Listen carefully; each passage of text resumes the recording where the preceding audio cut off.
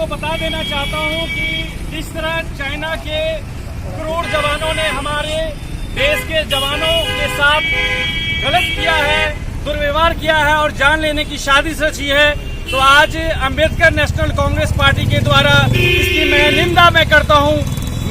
मैं बता देना चाहता हूं कि जिस तरह चीन के राष्ट्रपति और हमारे हिंदुस्तान के जो दुश्मन लोग चक्रव्यूह रच रहे हैं, वो हमारे जवान के साथ जिस तरह का भेदभाव कर रहे हैं और मारने का काम कर रहे हैं, मैं यहाँ की देश की आवाम से मैं आह्वान करता हूँ कि यहाँ के जो जितने भी समुदाय के लोग हैं, खासकर मुसलमान घर के जो बच्चे हैं, मैं उन लोगों से आह्वान करता हूँ कि आप भी भारतीय सेना में आप शामिल हो और दुश्मनों को छक्का छोड़ाने का काम कीजिए। आप हिंदुस्तान के जवान जिंदाबाद, जिंदाबाद, जिंदाबाद। चीनी राष्ट्रपति होश में आओ, चीनी राष्ट्रपति होश में आओ,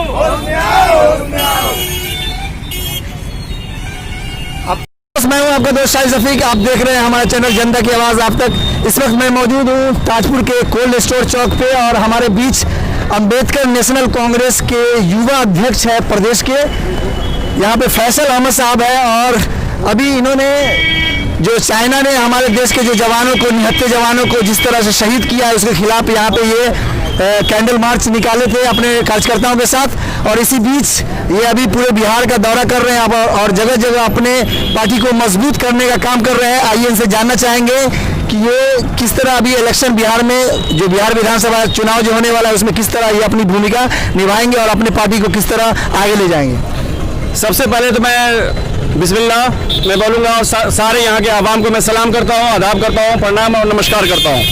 मैं बता देना चाहता हूँ कि अंबेडकर नेशनल कांग्रेस पार्टी बिहार में 100 सीटों पे चुनाव लड़ने जा रही है और ज़्यादातर पार्टी ने फैसला किया कि जो उभरते हुए जो युवा लोग हैं उनको हम लोग प्राथमिक देंगे और हम लोग उनको ही जो है टिकट देने जा रहे हैं। जो ज़मीनी जो लड़का है, जो छात्र है, जो क्रांतिकारी युवा साथी है, जो समाज हित में जो आवाज़ उठाता है, अंबेडकर नेशनल कांग्रेस पार्टी उसको जो है टिकट देने का काम करेगी और इंशाल्लाह हम लोग कई सीटों पे जो है हम लोग फतह हासिल करेंगे।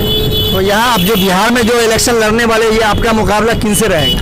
देखिए, हमारा मुकाबला उनसे है जो हमारे देश को तोड़ने का काम करते हैं। हमारा मुकाबला उनसे है जो हमारे समाज को, हमारे भाईचारा को तोड़ने का जो काम करते हैं। मेरी लड़ाई उनसे है।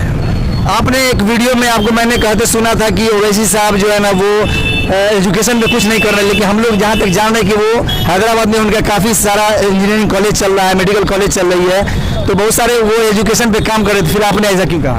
देखिए, ओवैसी साहब अच्छे इंसान हैं, मैं उनका रिस्पेक्ट करता हूँ, लेकिन जिस तरह की उनकी नीति है, जिस तरह पहले अंग्रेज वोट डालो राज करो का जो नारा जो लगाती थी और सफल भी होती थी, आज उसी तरह जिस तरह बिहार में 18 से 19 मुसलमान जो विधायक बने हैं, आज उनके खिलाफ उन्होंने जो अपने कैंडिडेट घोषित किए हैं, इससे स्पष्ट है कि ओवैसी साहब सेकुलर को कमज़ोर करना चाहते हैं, जमात को जो है वो कमज़ोर करना चाहते हैं, समाज को वो कमज़ोर करना चाहते हैं। और मैं देखिए, हमारी जो अंबेडकर नेशनल कांग्रेस पार्टी की लड़ाई ओवैसी या भाजपा या किसी से नहीं है। हमें नए देश का निर्माण करना है, हमें नए समाज और नए चेहरे को आगे लाना है। सबसे पहले अंबेडकर कांग्रेस जो है शिक्षा पे जो उभरते हुए प्रतिभा है, जो खेल खिलाड़ी है, जिनको नौकरी नहीं मिल रही है खेल कोटे से, हम लोग वो भी मुद्दा हम लोग बनाए। बहुत सारे जनहित हैं, जो जमीनी जो होगा जो मुद्दा उसके अनुसार हम लोग काम करेंगे। अच्छा, तो अगर ओवैसी साहब अगर आपको अपॉर्चुनिटी देंगे कि हमारे से आप गठबंधन कर लो, तो आप जाएंगे उनके पास? देखिए, गठबंधन का विकल्प हमारा खुला हुआ है, लेकिन ओवैसी साहब के साथ हम लोग नहीं जाएंगे। हमारी अपनी रणनीति है। इंशाल्लाह हम किसी बड़े दल से हम लोग अलायंस के रूप में हम लोग बिहार में आ रहे हैं। और मैं आपको बता देना चाहता हूं कि किशनगंज की सीट पे भी हमारी नजर है। हो सकता है मैं उम्मीदवार हूं और साहेबपुर कमाल से भी मैं उम्मीदवार हो सकता हूं। हमारा जमीनी स्तर पे काम जो है शुरू है। ये कोई जरूरी नहीं है कि हम दिखाकर कोई काम करें। हर किसी का एक रणनीति होता है, जो रणनीति होता है वो किसी को दिखाया नहीं जाता है। रणनीति के तहत हम लोग बिहार में 100 सीटों पे चुनाव लड़ने का हम लोग काम करेंगे। यहाँ के जो युवा हैं, मैं यहाँ के बेरोजगारों की बात करता हूँ, मैं यहाँ के किसानों की बात करता हूँ। यहाँ जो कोरोना जैसे गंभीर बीमारी में जिस तरह का जो प्रकोप हुआ, हमारे कितने साथी हमारे मारे गए, दुर्घटनाग्रस्त हुए, भूखे मरते गए, लेकिन यहाँ की सरकार, यहाँ के आवाम ने ऐसा कुछ नहीं किया। हमारा मुद्दा बहुत सारा है। इसलिए मैं आपको कहना चाहता हूं कि आज जो हमने यहाँ पे जो प्रोग्राम किया है, हमारे देश के सपूत, हमारे जो जाबाज साथी आज जो हमारे देश के लिए रक्षा करते हुए आज वो शहीद हो गए हैं, उनको मैं लाख बार मैं नमन में करता हूं। और मैं चीनी सरकार को और चीनी लोगों को मैं आगाह करना चाहता हूं, और खासकर जो चीन के लोग, नेपाल को भी, जिसे नेपाल से रोटी और बेटी का संबंध हम लोग कर रहा है, ये इतिहास जानता है।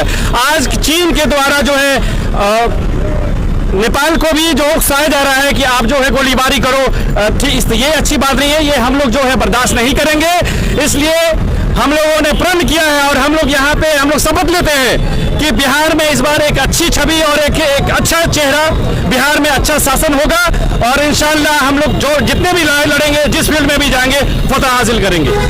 दूसरी तरफ जिस तरह जो अभी केंद्र सरकार जो है वो घुसकर मारेंगे, 10 सर लाएंगे, ये बोल के सत्ता में आई थी, और अभी हाल ही में आपने देखा कि चाइना की जो फौजें हैं वो हमारे फौज पर, निहत्थे फौजों पर धोखा से किस प्रकार हमला करती है, और सरकार अभी तक कुछ एक्शन नहीं ले पा रही है। तो इसके बारे में आप क्या कहना चाहेंगे? देखिए, केंद्र सरकार देखिए, जब सत्ता में यहाँ की आवाम ने उसको सत्ता में बैठाया है, हर किसी की अपनी नीति होती है और हर किसी का एक वर्षन होता है, तो मैं उस पर नहीं जाना चाहता हूँ। मैं बस हमारा सिर्फ एक ही टिप्पणी करना है कि हमारे जो भी जाबाज साथी के साथ गलत दुर्व्यवहार होगा, यहाँ के आवाम के जितने भी हमारे नौजवान साथी हैं, हम लोगों ने कसम खा लिया है कि सेना में भर्ती होकर के हम लोग दुश्मनों को मुंह तोड़ कर जवाब देंगे। केंद्र सरकार क्या करती है, उसकी अपनी नीति है, मैं उस पर कोई टिप्पणी नहीं करना चाहता हूँ।